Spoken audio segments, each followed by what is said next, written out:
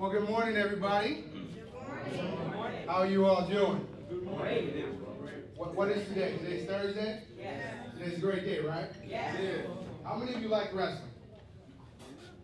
Everybody, come on. Let me get all the hands up there. You know you like wrestling. Put your hand up there. If you don't like wrestling, you're going to like it after today. Right? Who's your favorite superstar in wrestling? Booker T. You got it. So this is what I want you guys to do before we bring them out. We want to give a special thanks to Triple Threat. Give them a round of applause. We also want to give a special thanks to Medallion Press. Round of applause for them. And I know that you guys always have a lot of energy. So I appreciate you sitting down, being attentive, but I want you to stand up. Everybody stand up. Everybody up. Everybody up. And when I bring Mr. Booker T out, I want you to clap as loud as you can. You can express that energy, okay? This is a special day. This gentleman has gone from a wrestler to now general manager of SmackDown and also commentator as well. So on the count of three. 1, 2, 3. Booker T! There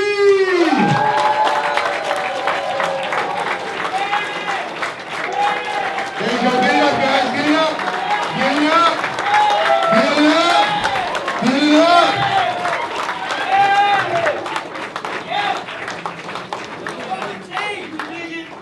Sit down.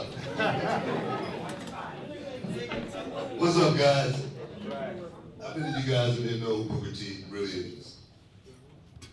Well, I'm gonna tell you guys about the real Booker T. I came in today, guys, just to talk to you guys first and foremost. Tell you my story, because everybody see me, been watching me on television now for 20 years plus. And it's easy to look at that person on television and say, man, that guy got it all. I wanna be like that person right there, just because that person, you perceive that he had it all. But I'm gonna tell you right now, I wanna tell you guys about the real Booker T and how I came up. Like I say, just like you guys, probably some of the same predicaments and the same situations as you guys are going through right now. I'm the youngest of 8 kids, 4 boys, 4 girls. My mother was a single parent, and she raised us to the best of her ability. She actually moved us from Louisiana, a little small town outside of Shreveport called Plain Dealing, to Houston when I was a very small kid, to try to make a better life for us. And I remember my mother working countless hours, literally 11 to 7. That number would never go away in my head, actually.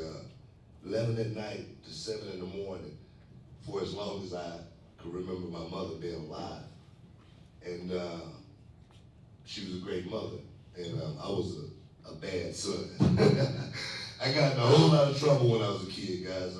Even from the time when I was in kindergarten, I can remember me getting in trouble. And it persisted. It kept happening. And I don't want to, harp on that right there, but I lost my mother when I was 13 years old. But I lost my father when I was 10 months old. So from that point on, it was a struggle. But I remember my mother telling me, the small things in life, like it don't cost you nothing to say please, thank you, yes ma'am, no sir. The small things in life that could carry you through life. My mother said, that don't happen. You're gonna end up dead or in prison one day. And she was right, because my mother passed. I didn't care about anything. I stopped going to school. I actually quit school in the 10th, between the 10th and 11th grade. Thought I was a man. Went out there and thought I was gonna live life, and come up and party and have fun. And everything was fun. Everything was gravy. I even ran into a group of buddies.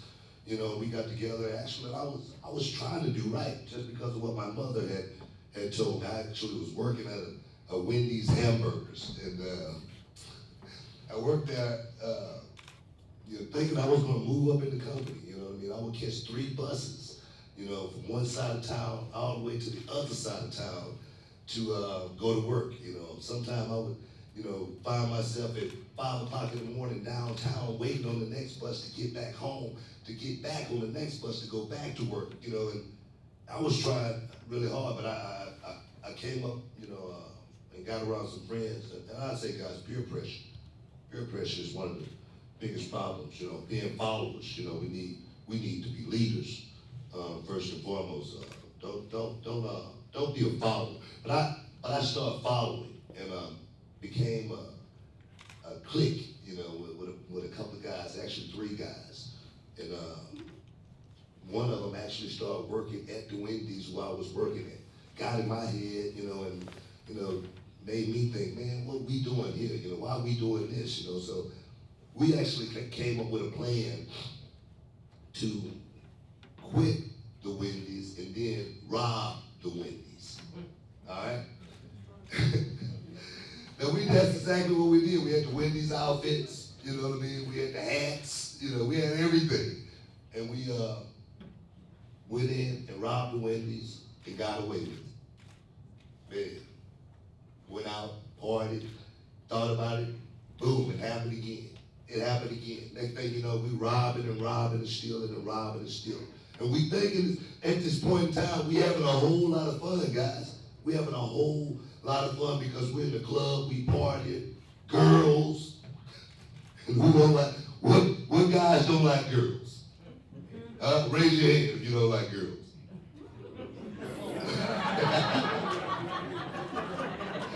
That can get you in a lot of trouble. But we thought we was doing something, and we thought we were getting away with something. But make a long story short, I came home one day to my apartment and got ready to walk into my apartment, but it just felt eerie. Nobody was around. I didn't see anybody. And then all of a sudden, about 50 cops came out. Told me to freeze, put me down. Make a long story short, I ended up in Harris County Jail. From that point on, I started thinking about what my mother had said. But let me give you guys another little note. Just go back a little bit. My sister, after my mother passed, she took the role of raising me. And my sister, she was in the life. You know what I mean? She was a hustler. My sister always used to tell me, whatever lie you tell, you stick with that lie. All right, you stick with it. But I didn't realize the lie stuck with me too. All right? Stuck with me all the way to the end. So you can lie, you can keep lying, you can keep lying. But when the truth comes out, when the truth came out for me, I was in the Texas Department of Corrections. All right?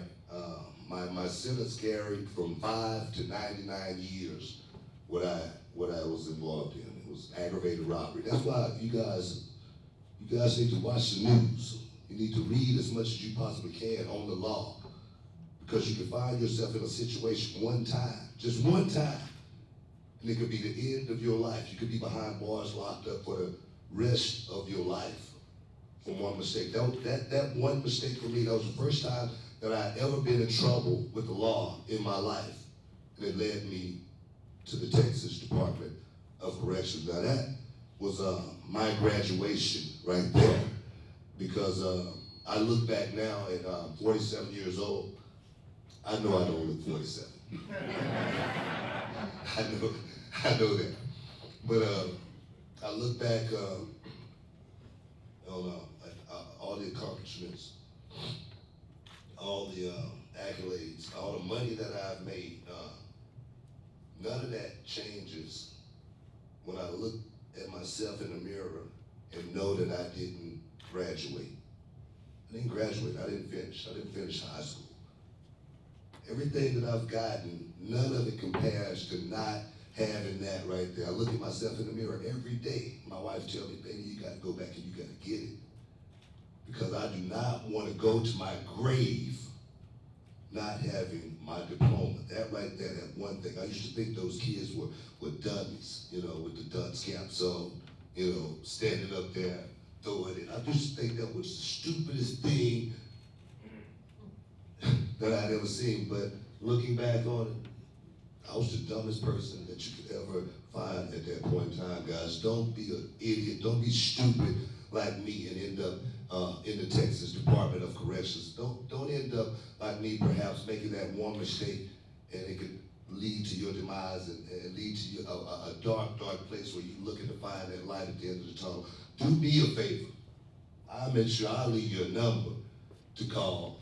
If you ever, feel like you may want to go that way, you can call me and talk to me, because I'm gonna tell you right now, definitely you. I need you to call me and talk to me, because I do not want to see you guys make the same mistakes that I made in my life. And I'm gonna tell you right now, I don't blame nobody. I don't blame losing my mother. I don't blame losing my father, because in the end, we gotta be responsible for what we go out here and do in life. We gotta be responsible, just like our young men, and this is one thing I really want to talk to you guys about, you young men, as far as going out, and this is real talk, guys. This is real talk. Young ladies, I need you guys to be with me and understand on this right here. One of our biggest problems in our urban community is our fathers, our men making babies and not being fathers and not taking care of them and not stepping up to the plate. Because I'm gonna tell you right now, I know about that as well. I got a 30-year-old son. I had him when I was 17 years old. And I didn't know what it was about growing up at 17, still wanting to be out there partying and hanging out with my boys and having a son, not realizing how special that is. Now I got twin babies. Actually, I'm a grandfather too. And I got twin babies now that's 2 years old, a boy and a girl. And I know how precious it is for me to be there for my little ones, for them to know exactly what it takes to go through this life. I'm gonna be there for them, and I'm gonna make sure I do my part. And you young ladies, no different. Whatever problems you may have with who it may be, know that you got somebody to talk to. Know that whatever situation that you're in, there is a light at the end of the tunnel. The thing is, you gotta keep walking. You gotta keep walking towards that light at the end of the tunnel in order to get there. Trust me, I know on that right there. Because I'm always gonna say, no matter how dark it get, no matter how rocky it get, you could be in a storm. It could get real, real rocky. But I'm gonna tell you right now, that man right here, that man upstairs, trust me, I know. Because I know that man upstairs. Let me tell you guys a story. Me and my sister,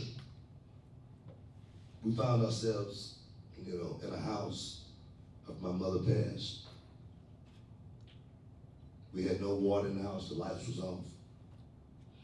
The rats and the roaches was running around. Had a certain smell that I'll never forget that was in that house. That's why I know I'll never go back to living that way. But I remember me and my sister, we needed water, so my mother, she had her old car. So like a 76 Malibu.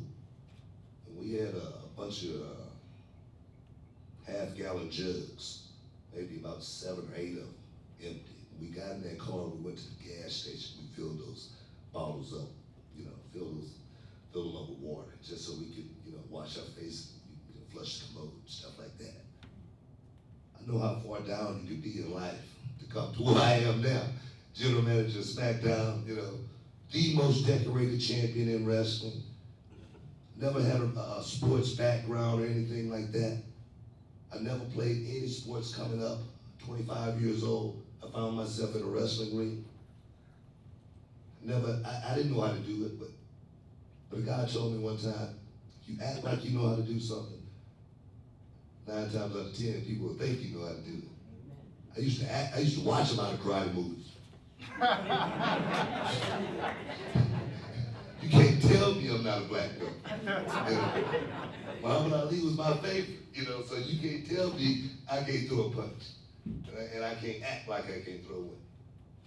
So sometimes that's what you gotta do, guys, to make it through life.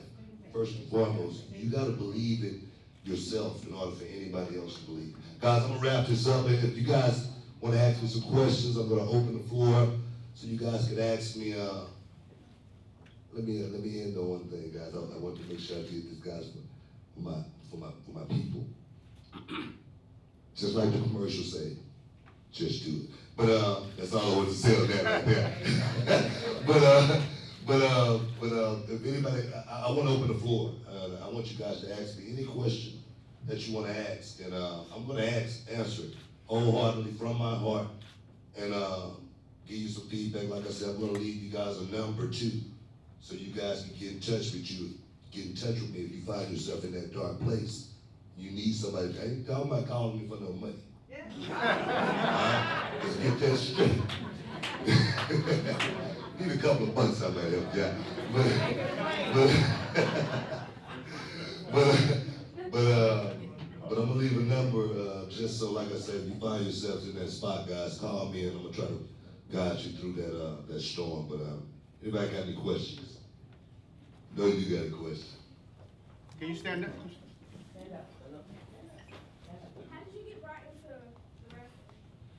Actually, wrestling was something my brother wanted to do, and he knew a guy that was opening a wrestling school. I was working at a warehouse at that time. When I came out of prison, my son was in foster care, and his mother had abandoned him, and I had to step up to the plate, and I finally got him back, you know, and I was in a place at that point in time, and my brother, he brought me in, and he said, you know, I'm gonna help you out.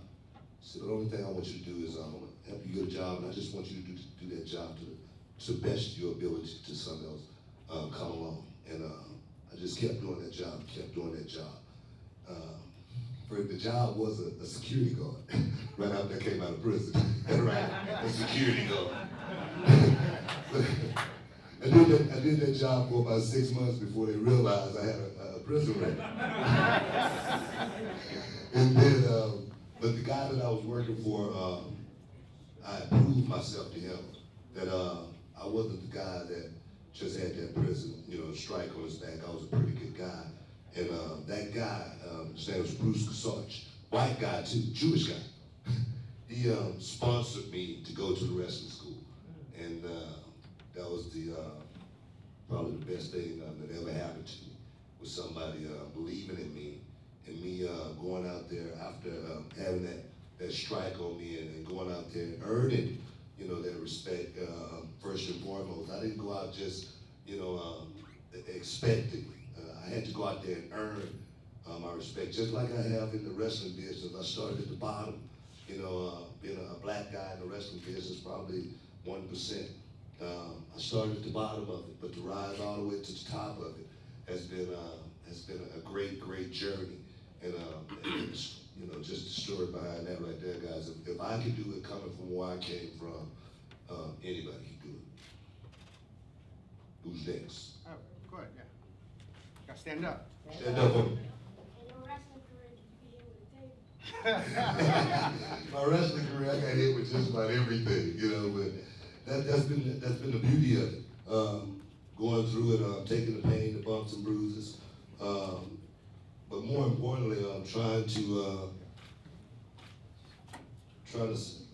create a blueprint for the next guys that's gonna have to come up behind me to know exactly what it's gonna take to come up in the business and know how to make it through it. The thing is, being in the business is like being in a war. You know, you can get caught in the trenches sometimes, but to come out on the other side is the beauty of it that I'm living right now. That I'm experiencing the other side, knowing, embracing this side as well, knowing that life goes in stages, knowing that life has its spring, summers, winters, and falls. If you get caught in winter and you think about staying there, you're gonna be in a cold place your whole life. So just know that life goes in seasons, and you always want to go to the next step. Why'd you go to TNA and go back to WWE? because I didn't want to end my career, like that. I wanted to make sure, when they put me in the Hall of Fame, but more importantly, I want to go back to where I could be in a position where I could, go out and help kids, help people. And WWE is a bigger platform. More importantly, I can help a few more people. So which one you like better? WWE, of course. Yeah. Yeah. Stand up. Hey, can you show me that movie you do? No.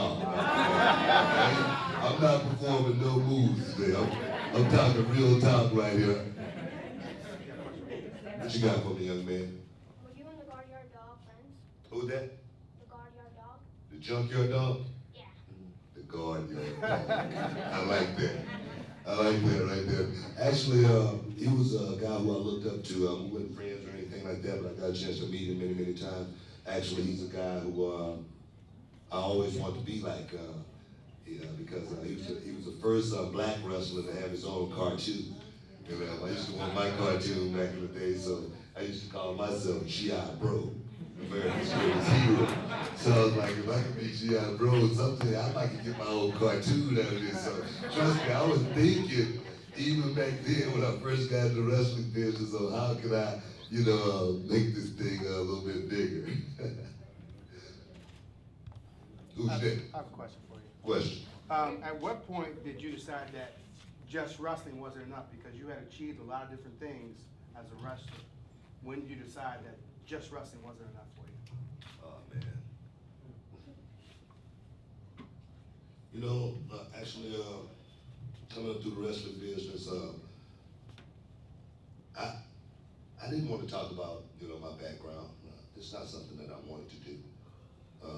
This is something I felt like I needed to do more than anything. Muhammad Ali was my idol, and I used to get in a whole lot of trouble, and, like I said, and my mother couldn't tell me, do right the principal. My brothers, the security guard, Mr. Gaddis, I liked him too.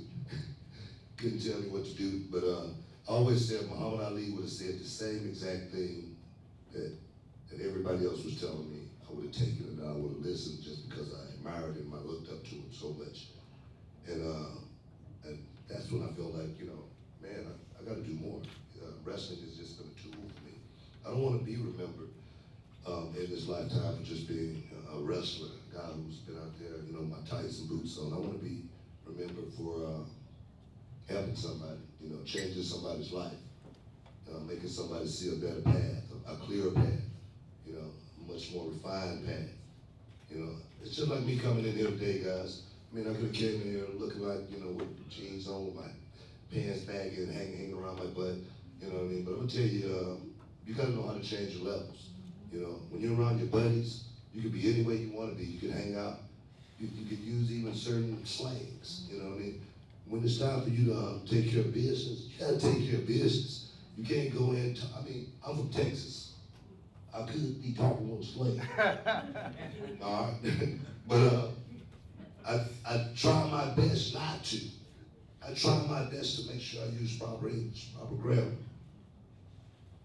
Try to make sure I don't have a slang on the end of it.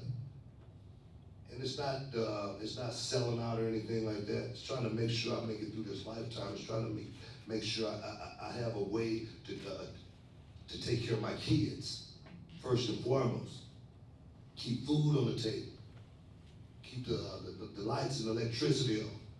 I used to, like I said, catch 3 buses. I got 7 cars now. I will never catch the bus ever again.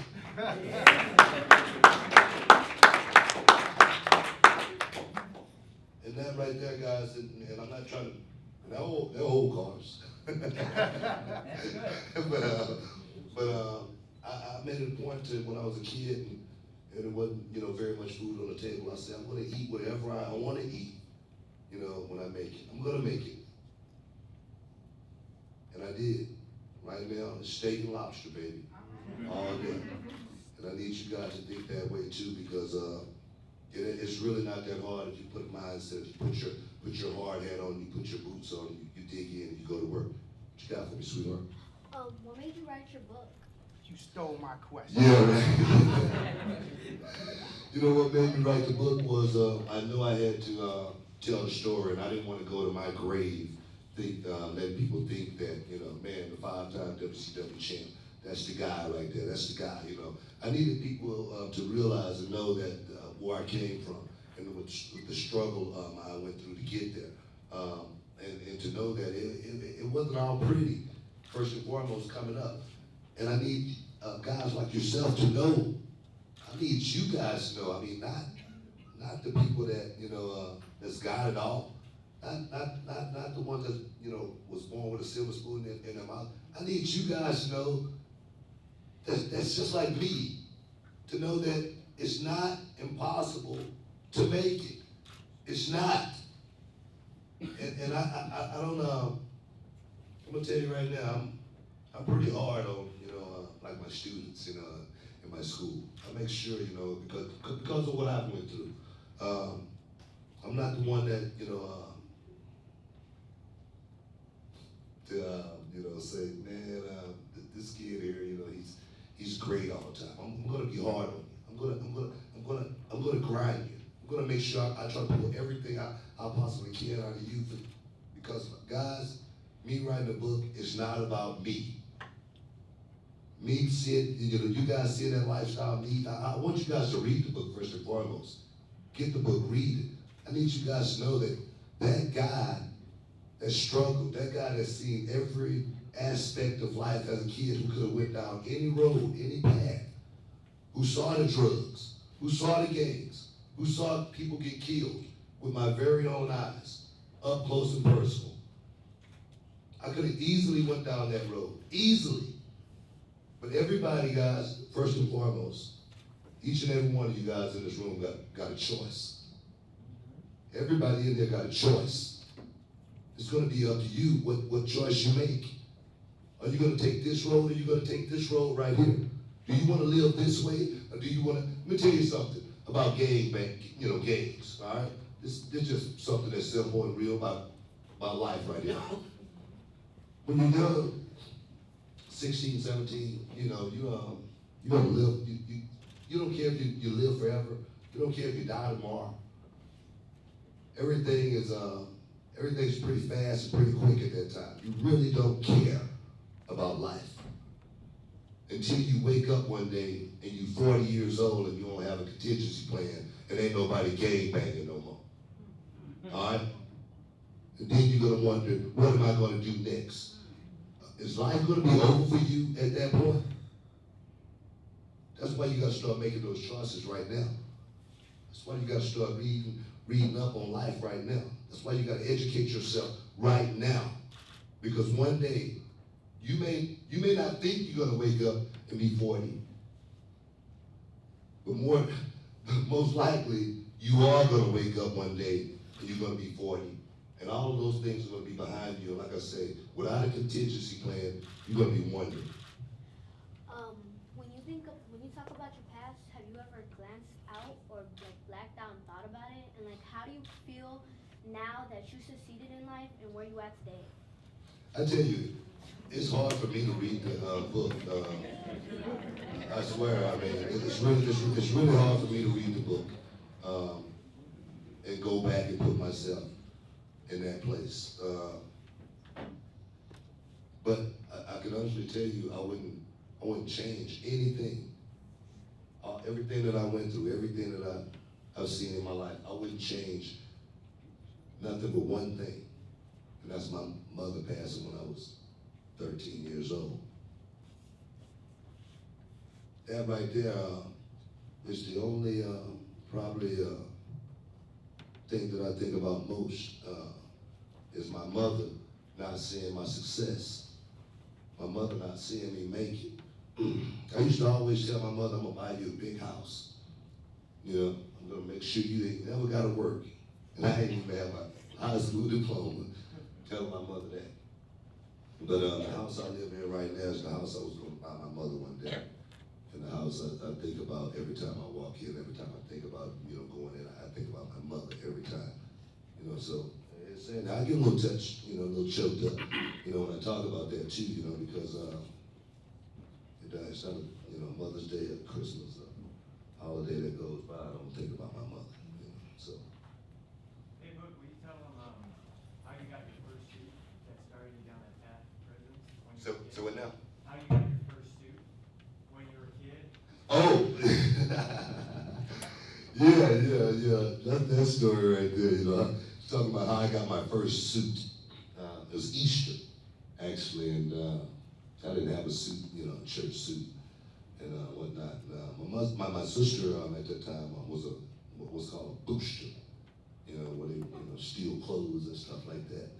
And she took me to the store, and I went with her, going to get a new suit, and she took me to the boys' department, picked out a nice suit, went to the dressing room area, and, she made me try the suit on, I tried the suit on, and then she tried to put my clothes on over the suit, So I'm like wondering what is going on here, And that's what I say,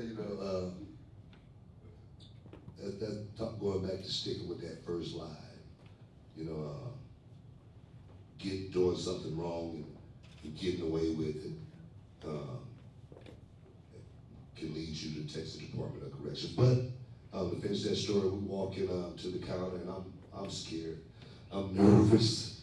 I'm shaking and I'm trembling, on the inside, but I'm trying to be calm. And my sister, we walked up very calm, and she got a tie, she puts the tie up, we paid for the tie, she tells me to go on, and I go out, I walk right out, and I got the suit on, and boom, man, I got a new suit, But that lesson right there, guys, that was a lesson that stuck with me for many, many years. And I was a young boy at that time. I was learning to do wrong at an early age, and I didn't get caught but one time. But I can't say that I hadn't done wrong many, many times before that, and I should have gotten caught for it. That's why when I, came before the court, I pleaded guilty because I knew I was wrong first and foremost. I knew I had to, pay for what I had done. I started thinking about, what my mother had told me. So I started thinking about, like I said, that telling that lie and sticking with it, then that lie sticking with me all the way to prison. So guys, just try your best to do right first and foremost. And I'm not saying I'll become a professional wrestler or anything like that. If you can, come to my wrestling school, Booker T Pro Wrestling Academy down in Houston, Texas. But being young, positive young men, positive young women is first and foremost is what I'm looking for. What does from prison to promise mean? From prison to promise. Oh man, what that means is you can go from the extreme all the way to the, all the way to the top. It means that you can be, like I say, in the darkest, coldest, worst place you've ever been in, and you can make it out of it. Prison to promise, that means, man, I went there. I done that. I seen that, but I'm going to come out. I remember, this is what it means right here. I remember when I walked out of prison, that final day I walked out, and there's a guard, white guy, big hat, pretty big guy, sitting on a big horse. And I walk by, and he goes, I'll see you when you get back. And I say, man, that was pretty stiff right there. And I tried my best to make him a liar, but I didn't, because he didn't see me when I got back, but he did see me on television for 20 years, 20 years straight, just for making that comment. I made sure I didn't go back. All right, I wasn't one of those guys that there was a repeat that came through there ever again. I made sure that. You got some good questions. Yeah. Is there, ever since you're little, is there one phrase that you repeated to yourself in your mind that you kept on saying to tell you that you had to keep on going in life? Because everybody has a phrase that says never give up. Or to you, is there a certain phrase that you said when you were little? You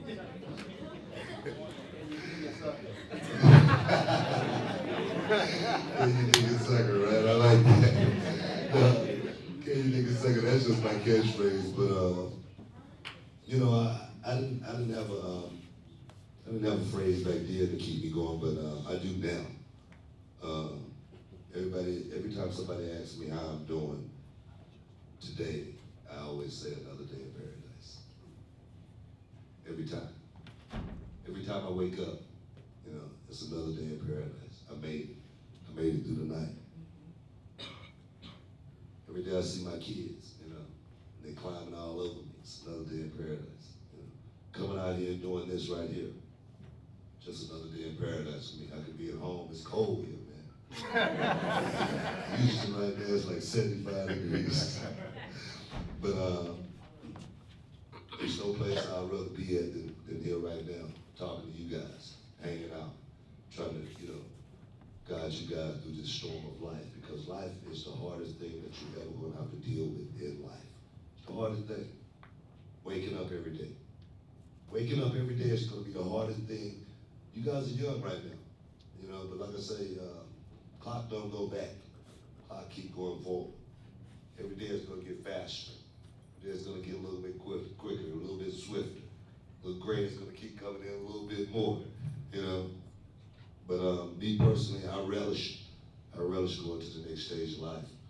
I relish getting, you know, being like my grandfather, you know, living to be 102 years old and then crossing over, you know, to that ultimate state, you know, that ultimate line, which is that heavenly line. You know, I always say I'm like my grandfather in a way. I got a blue line. My grandfather had blue eyes, but it started with a blue line right around it, and I got that same blue line around my eye. And I said, that's my timeline. God giving me enough time just to get my work done. This is my work right here, so I wouldn't rather be nowhere right here right now. Can I say something real quick? Whenever you have the opportunity to be in front of somebody who may be where you want to go, who has accomplished things, you should be a sponge. This young lady here is asking off-the-chain questions. If you have questions, please ask those questions. He may be gone in a little bit, and you're gonna say, "I wish I had asked." But I'll be back. Come on up here. Come on up here. You special. Come on up here. Who's her teacher? She's gonna be all There right. you go. Come on up here. I got one more question. What is it? Before you was president and before you were 18, like anything younger, under 18 years old, what was that precious thing that you had that you really thought was real special to you? And nothing that cost with the money that you got today, like your kid. What was your thing that was special to you when you were little? Oh man, what was special to me when I was Nothing little? illegal either. Oh man, that's a hard question right there. You know, because growing up, I never had a whole lot, you know, special material things or anything like that. I know, that's what I mean. Like something that was real little, but it meant a lot to you because.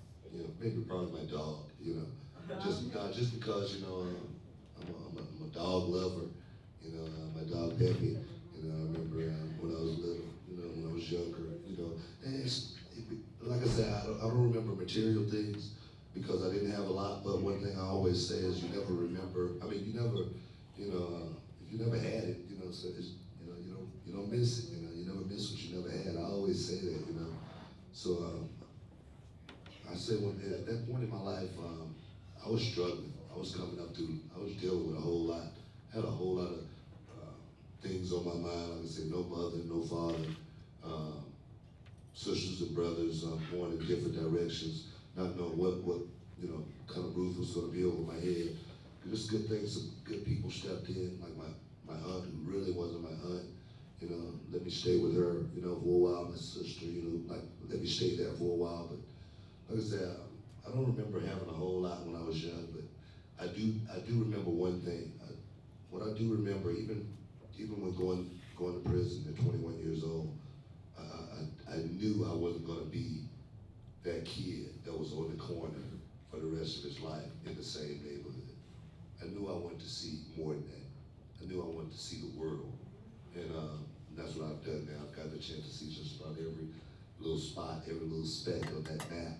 But coming up, I never foreseen any of this, so I can't remember anything that I held precious back then, other than my sister and us, tag teaming and making it through that storm. How did it feel having your first title in the WWE? Titles. I never really, it's not real to me, you know what I mean? That right there, I've been champion many, many times, like between 35 and 40 times in wrestling. I'm like the most decorated champion in wrestling's history. Nobody's won more titles than me. But wrestling has all been an act, it's not real.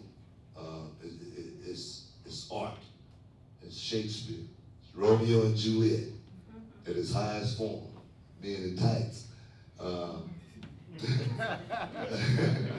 But, to go out there and be the best, that's the most important thing, to go out there and be the best. If you're the best, the titles come along with that.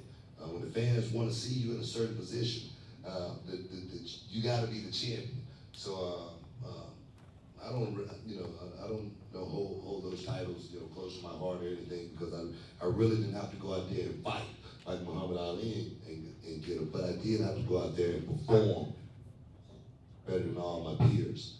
So it's good to be champ. It's great to be champ. When you're champ, you fly first class.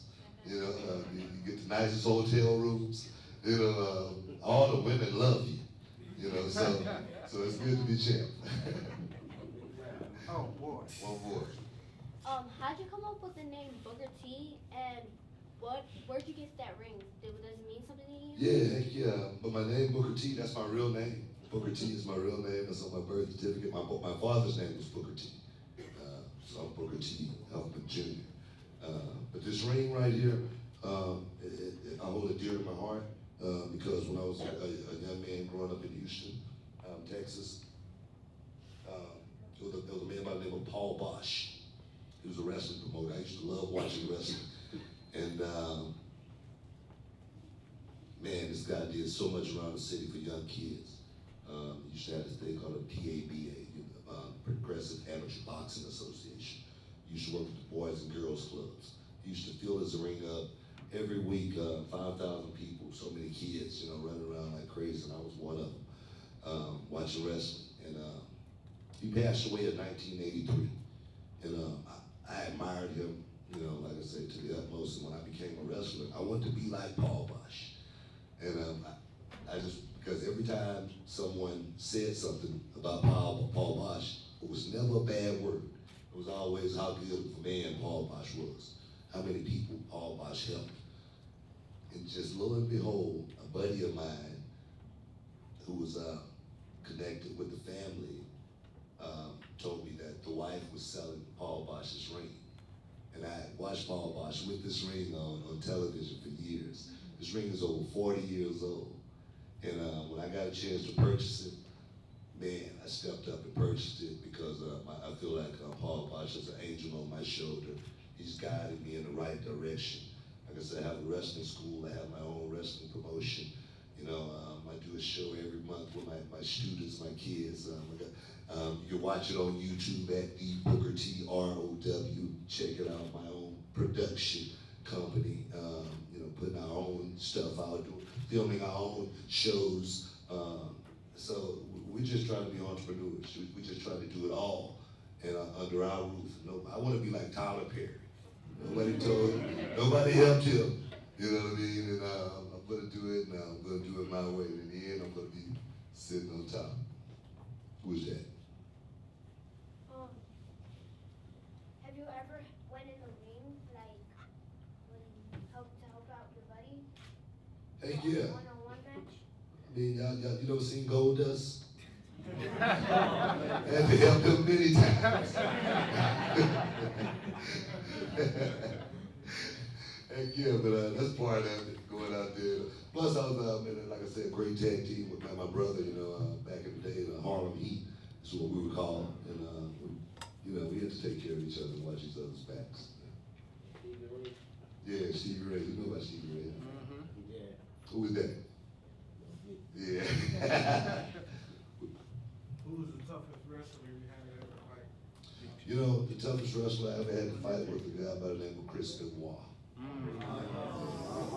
Yeah, he's no longer with us, but he was the toughest guy I ever had to wrestle. We beat each other up, pillar to post, week in and week out. But it was great. I loved every bit of it. You know, I loved every bit of the fight because when I was out there with him, it was real as it possibly could be.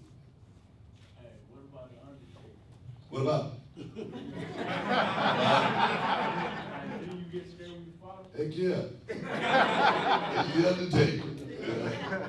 You know, the thing is, Undertaker, he's an enigma. He's a guy who's that's been in the business for a long time, well respected, and more importantly, he's a good friend of mine.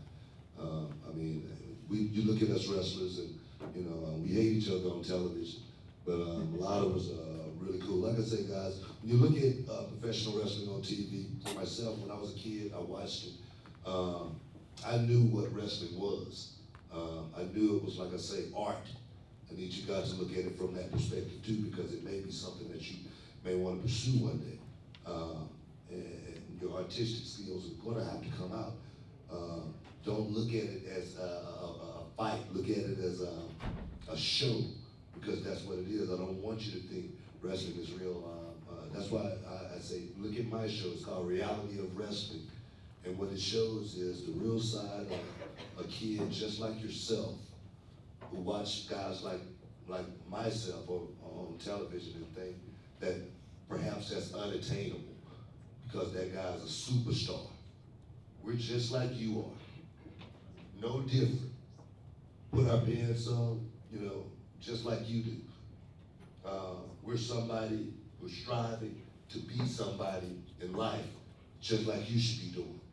So make sure when you watch that, like I say, watch it and know that it's not something that's unattainable. It's something that I can do just as well as that guy can do that's on television. Because I saw a guy by the name of, what's his name? Joe Gomez. I saw him sitting on my sofa watching wrestling in my small apartment. Me and living with my brother, and I see this guy, and I go, I know I can do that better than him. And I had never wrestled a day in my life, okay? I knew I could do it better than him.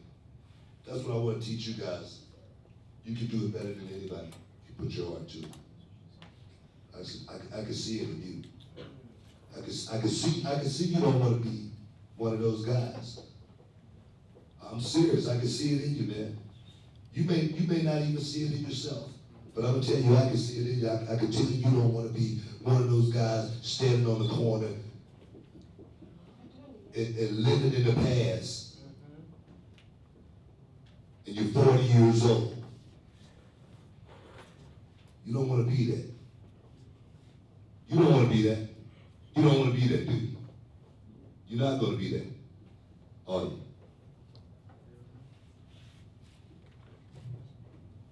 What's the motto you live by?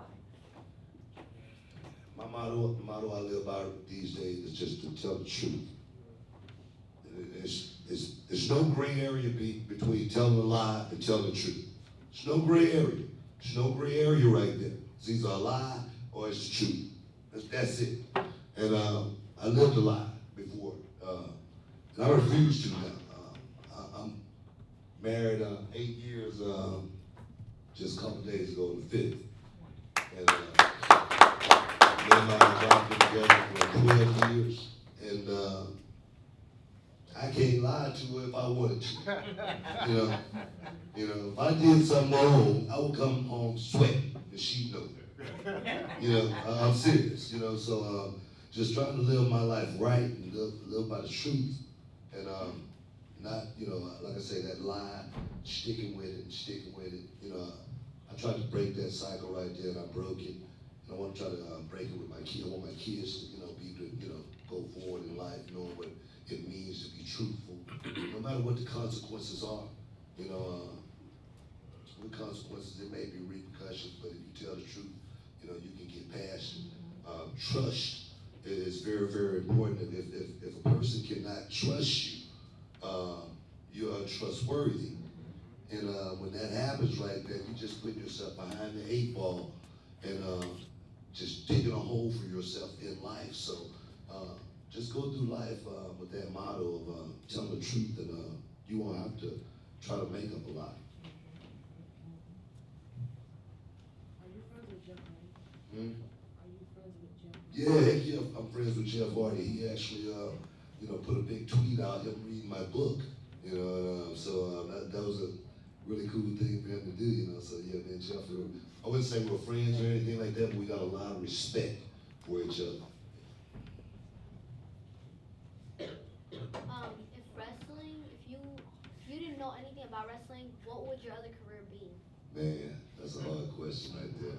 I tell you, if I wouldn't have became a wrestler, I can honestly say I don't know where I would be at, but I started training when I was like 21 years old. Right before I went into prison, I started working out really hard, and I said I was going to be a bodybuilder, and then I ended up going to prison. But when I went into prison, I got on the weightlifting team, and then I got even bigger, and I trained even harder. So my thing was, my body was going to take me somewhere.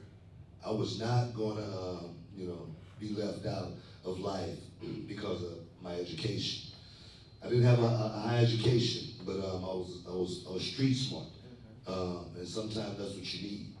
You got to have that just as well sometimes. So I said I was going to be a bouncer, stripper, a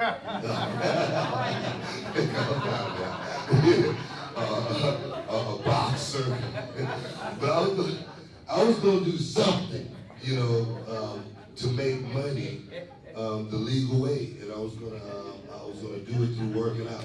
I remember I used to smoke cigarettes when I was like 20, and I was working out one day, and I came from the gym, and I picked up a cigarette, and I was like, what am I thinking? I was like, it's either gonna be one or the other, So I balled up the cigarettes, boom, and I never smoked another one just because I knew working out in the gym, training, and my body, getting right, it was gonna take me somewhere in life. And that's all I concentrated on. It's the only thing I worked on was how good I was gonna look, looking better than the next guy. Then I would go out and, like I say, it'd be a bodybuilding contest, you gotta look really, really good, you gotta wear some skinny little tights, you know what I mean? But that didn't work out for me, but I had a motorcycle accident, I got a big scar on my back, then wrestling came into play. So I say, man, I became G.I. Bro. Man, the scar on my back, man, that was just from some shrapnel I got, over in Grenada back in '85. So I say, I make up a story.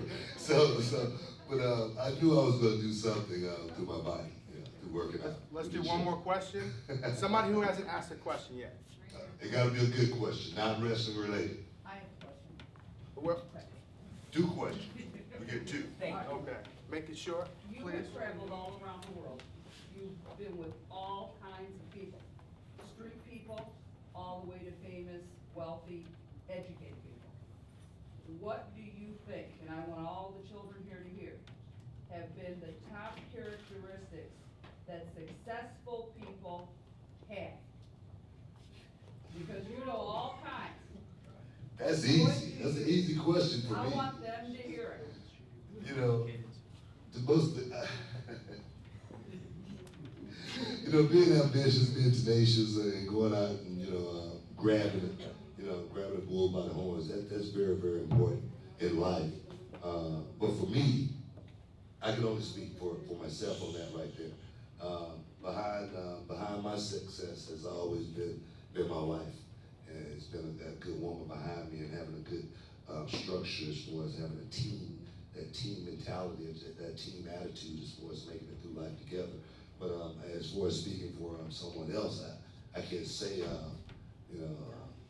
what their, ambitions, as far as that goes in life. I can tell you this though, first place I'd ever went to, I had never left Texas before. I had never been on an airplane. or anything like that. And I found myself taking a trip from Houston to Japan. And it's the first time I'd ever left the state. I landed, got there, saw how the people were, you know, saw how everybody was so in tune to pulling together, putting their resources together as far as educating themselves. I didn't see one bum on the street. They could be living in the most confined areas, and everything would be immaculate. And I was like, wow, you know, gun violence was, you know, non-existent because they didn't, you know, the gun laws over there are so different than they are over here. Kids would walk up to you without any fear of anything happening to them just because of the way, you know, life is over there. And I was like, wow, man, this is the way it could be for us. And why can't it be like this, you know, for Americans? And I don't see no reason why it can't be if we just pull together as a unit and try to start pushing each other up instead of trying to bring each other down. I think that's one of our biggest problems. Stand up. What's up, there, man? Throughout your career, have you been to any arguments, feuds, or physical confrontations? Heck yeah. I've been in fights, you know, and that's the thing, you know, especially in life, you're gonna come up against obstacles, you know, and a guy told me, you know, when I first got in business, you gotta figure a way over that obstacle, around it, under it. You say, but sometimes you just gotta go straight through it. One thing I always say, you know, my mother used to tell me, if you believe in something 100%, you gotta speak up on it 100% of the time. But if you 99%, keep your mouth shut.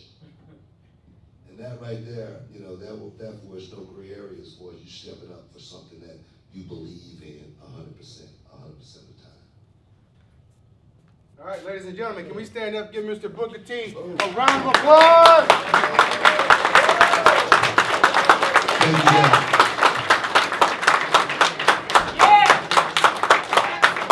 Hey, before I leave, guys, I want to make sure. You giving out money? No money. Oh. I'm broke. I'm gonna make sure we get this card circulated. Okay. Get it remade. Coffee or something. That's okay. But I want you guys to know that you guys are gonna be able to call me, you know, personally and talk to me personally if you got a problem about something. And this right here, this is the first time I've ever done something like this. But I might just, you know, create my own hotline and just do this from now and everywhere I go and talk to kids. But guys, it's been an honor for me to come out here and talk to you guys. It's been a pleasure and a privilege to actually come out here and tell you guys my story. Hopefully you got something out of this. I know you did. And I know you guys are going to become something in life. Please, don't be like Booker T and not get that diploma and wake up one day looking back saying, man, I wish I had, because it's really hard to go back in time.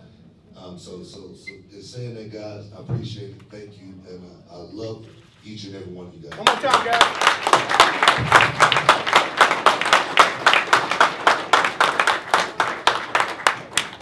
Thank you very much. We're going to ask our students to be seated. The high school students in the back of the room are going to exit first. Would those teachers stand and exit their students out, please? One class at a time. Mrs. Clark, why don't you take your group out? Just so you guys know, you can get the book today. Yes. If you can't get it today, you can go online to medallionmediagroup.com. You can also find the book at your local bookstores as well. So we want to thank Medallion Press again, and also Triple Threat for putting this event together. Give them a warm round of applause, guys.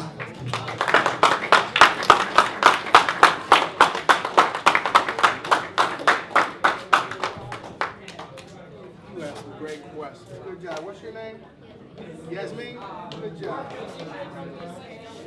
No, but she got I one want to ask you, I gave her one of the questions. You'll be outside the table. You can ask I her. gave her one of the questions about the ring, right? Yeah. Are you okay? You afraid to ask? No, I just said I didn't know. Oh, you like the background, you're quiet. No, there's nothing wrong with that. There's nothing wrong with that at all.